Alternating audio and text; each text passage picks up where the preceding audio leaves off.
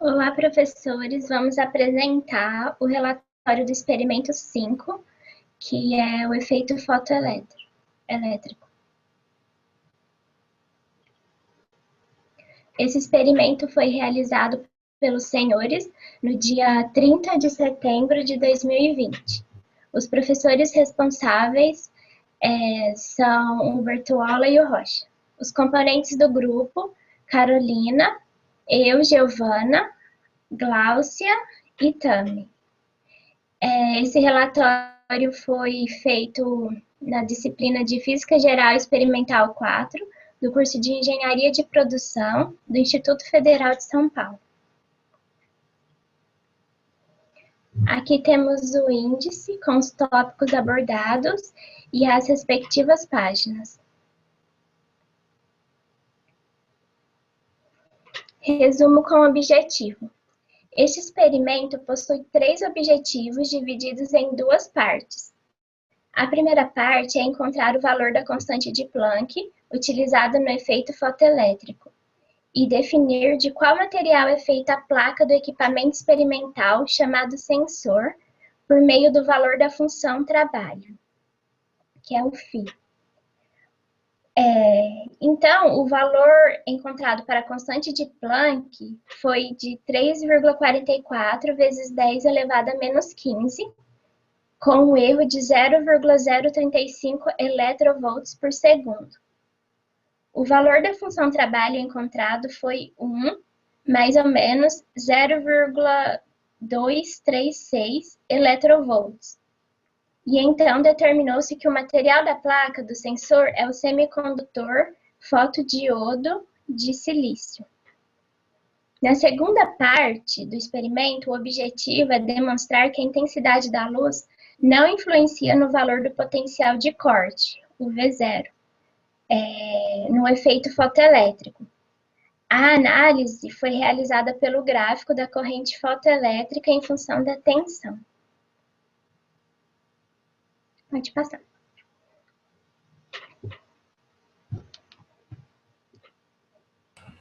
Ok. Bom, agora eu vou falar um pouquinho sobre a introdução teórica. E a primeira coisa que a gente quer apresentar é o que é o fenômeno do efeito fotoelétrico. É basicamente um fenômeno onde um material emite elétrons quando uma luz incide na superfície dele.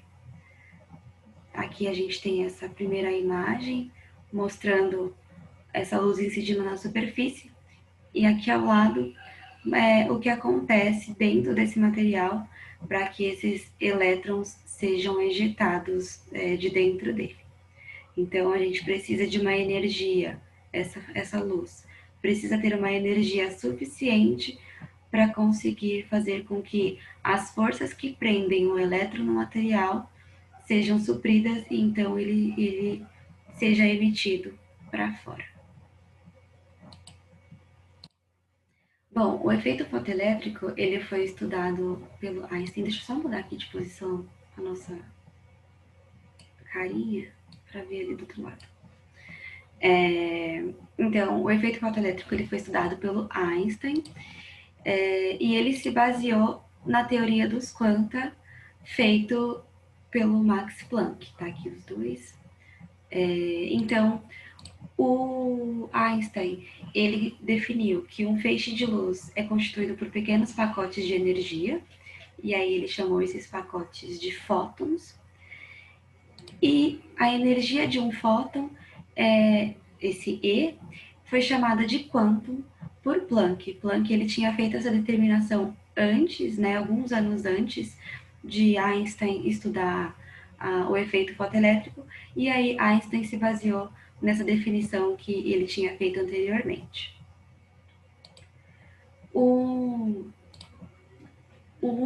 Algumas das aplicações do efeito fotoelétrico que a gente pode ver hoje por exemplo, no cinema, nos modelos que a gente conhece hoje, com som. Então, a trilha sonora e a imagem, elas são como resultado de uma luz incidindo sobre um material.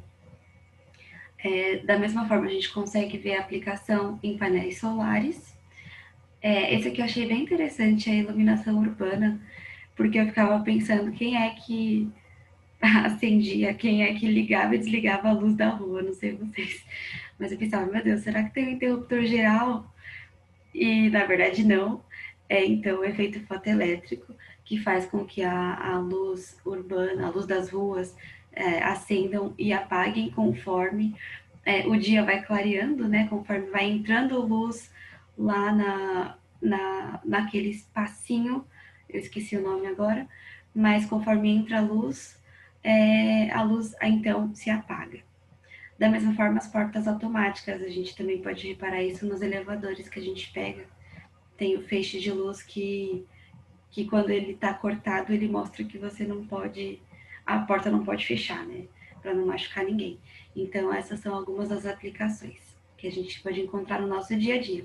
E para a gente estudar esse efeito, pode ser útil também, porque, por exemplo, dependendo da linha de trabalho que a gente seguir, a gente pode começar, a gente pode ajudar a a criar novas máquinas, máquinas que podem ser ativadas ou desativadas através também do efeito fotoelétrico. Então, é importante que a gente saiba dessa atribuição dele.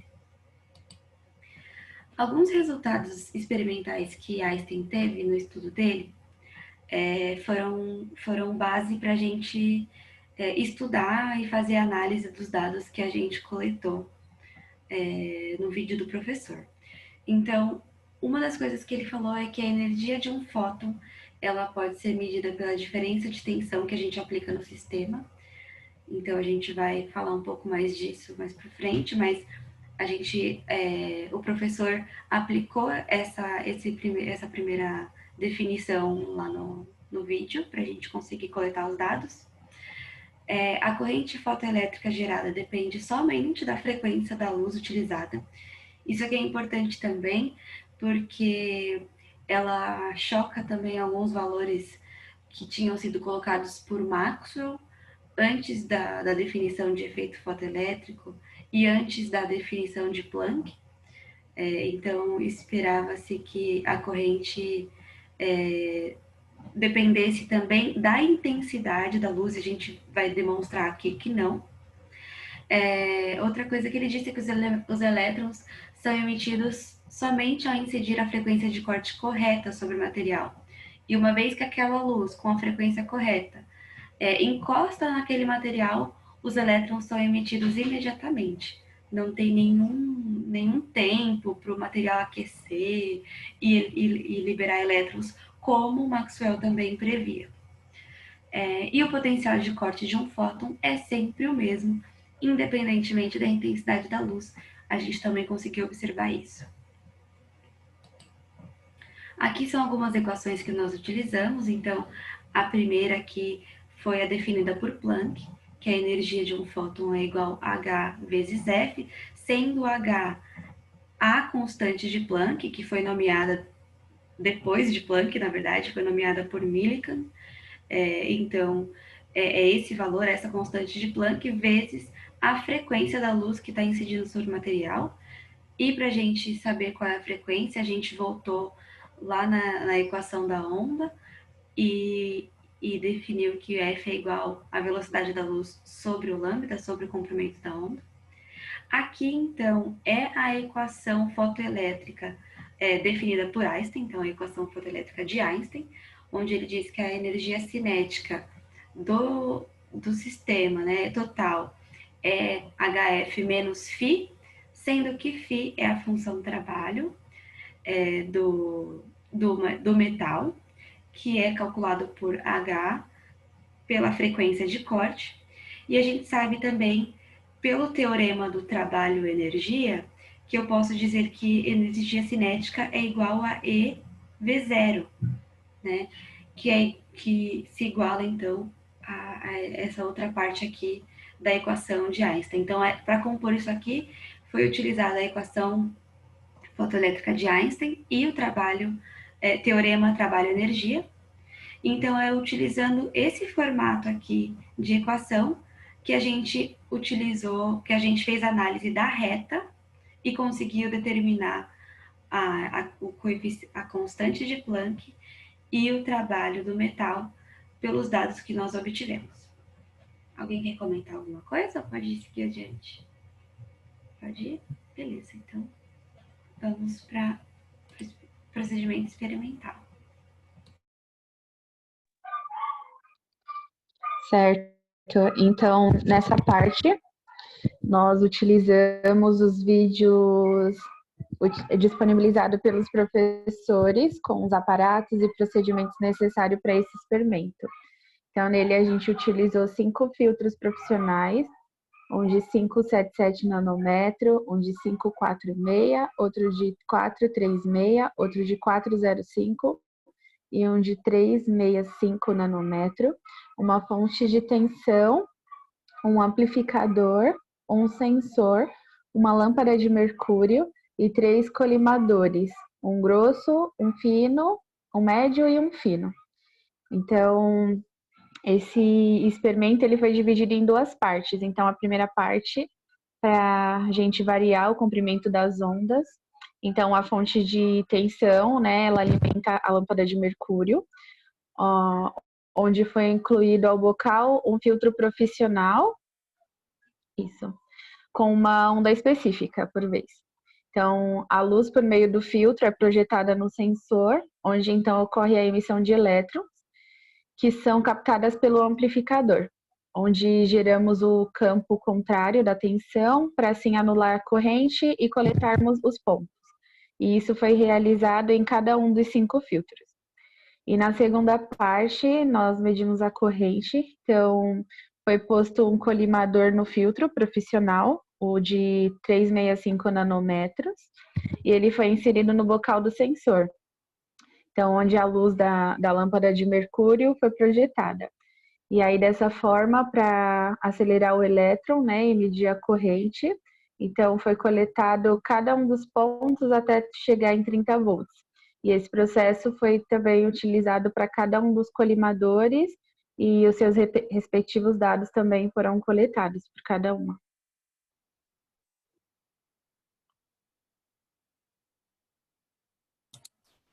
Agora a gente vai falar da parte dos resultados, né? Como a Gê falou lá no começo, os professores separaram em 2 partes o experimento. E na primeira parte,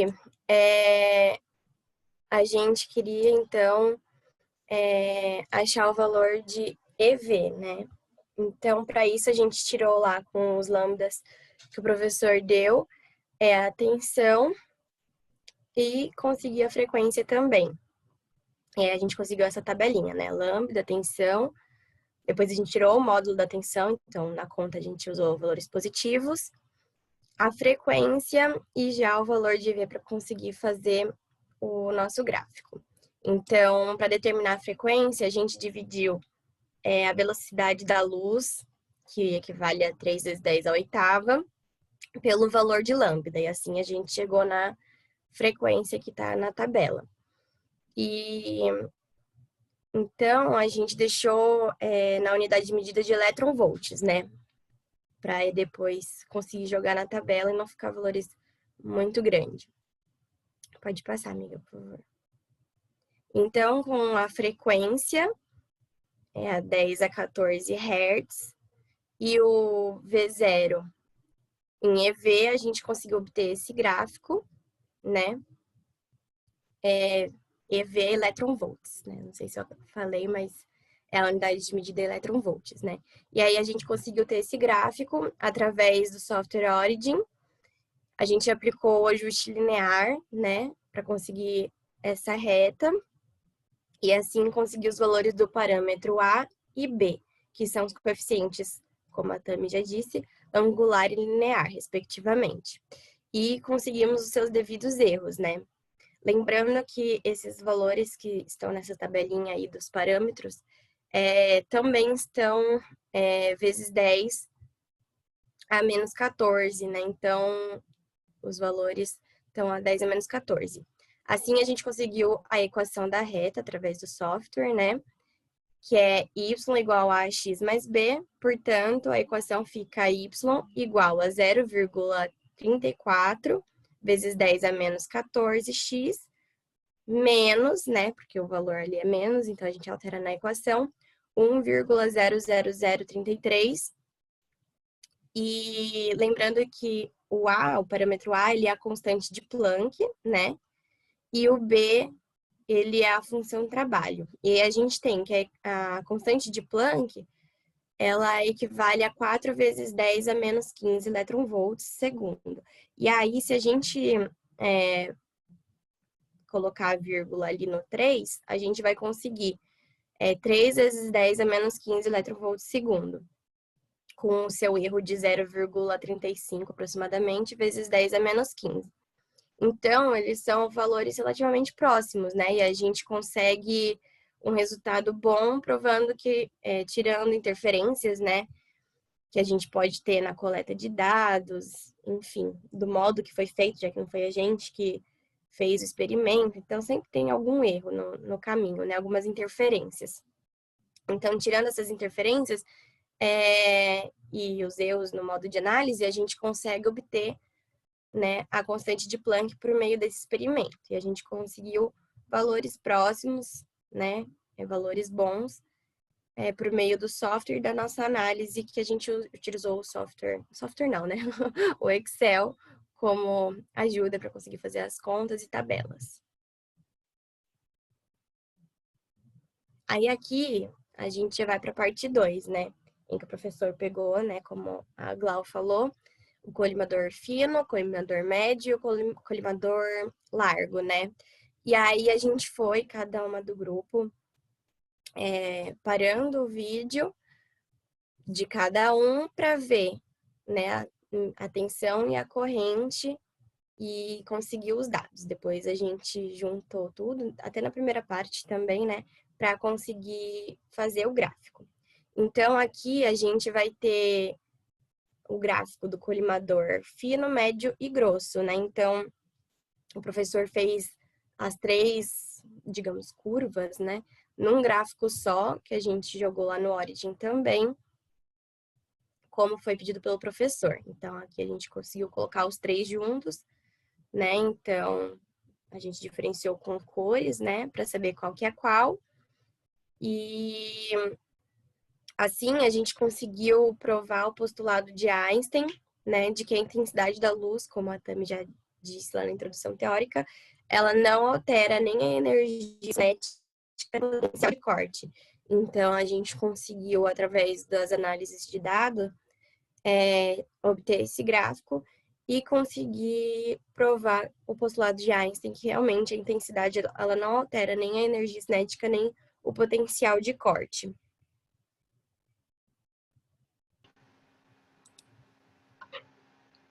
Discussão, análise e conclusão. Lá do primeiro gráfico, que é a determinação da constante de Planck, obtemos o valor da constante de Planck de 3,44 vezes 10 elevado a menos 15, mais ou menos 0,035 eletronvolts por segundo, que é um valor bem aproximado do valor esperado, que é de 4,14 vezes 10 elevado a menos 15 eletronvolts por segundo. Os valores são divergentes por causa de erros experimentais na realização do experimento, como, por exemplo, a calibração dos equipamentos do aparato experimental. Ainda do primeiro gráfico, obtemos também o valor da função trabalho do semicondutor chamado fotodiodo de silício, que é o material que é daquele sensor do aparato experimental que recebe os elétrons. Agora, do segundo gráfico, intitulado Intensidade da Luz, temos a demonstração de que a intensidade da luz não influencia no valor do potencial de corte, no efeito fotoelétrico. A intensidade da luz apenas altera a quantidade de fótons por segundo que é emitida pela luz, e, consequentemente, altera a corrente elétrica também. Observamos isso através da variação da largura do colimador. em que a curva do gráfico do colimador mais larga apresenta maior intensidade de luz, seguido do colimador médio e depois do colimador mais fino. Isso acontece porque quanto mais largo o furo do colimador, mais fótons podem passar pelo furo do colimador, os fótons provenientes da luz, durante a incidência da mesma. Pode passar. Gê, deixa eu só comentar uma coisinha aqui, que eu acho legal. É algo que aconteceu agora há pouco, antes da gente gravar, que a gente comentou, né, que o valor que nós obtivemos foi esse de 3,44 e a gente está esperando 4,14. E durante uma conversa aqui antes da gravação, a gente foi esboçar novamente o gráfico e a gente esqueceu de pegar o último ponto. E quando a gente deixou esse último ponto de fora, o valor que a gente obteve de retorno desse coeficiente angular foi exatamente 4,1, né? 4,1, 4 elevado a 10 a menos 15. Então, primeiro, isso mostra que a nossa análise ela faz sentido e também mostra que, justamente como as meninas falaram, às vezes alguns desvios aí no meio do procedimento ou da análise faz com que a gente se afaste um pouquinho desse valor esperado, mas com uma diferença de um ponto a mais ou um ponto a menos, a gente conseguiu observar que a tendência é que esse valor vá realmente para o valor esperado. Então, eu achei isso curioso e legal de ver. Foi meio que ao acaso, mas a gente viu que estava pelo caminho certo, né? Sim. Pode passar? Pode. As meninas querem comentar alguma coisa? Pode ir.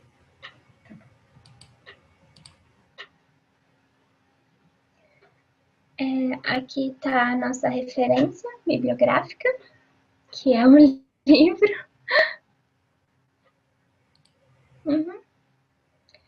Então é isso, o nosso relatório. Muito obrigada pela atenção, professores. Obrigada. Obrigada, professores. Obrigada.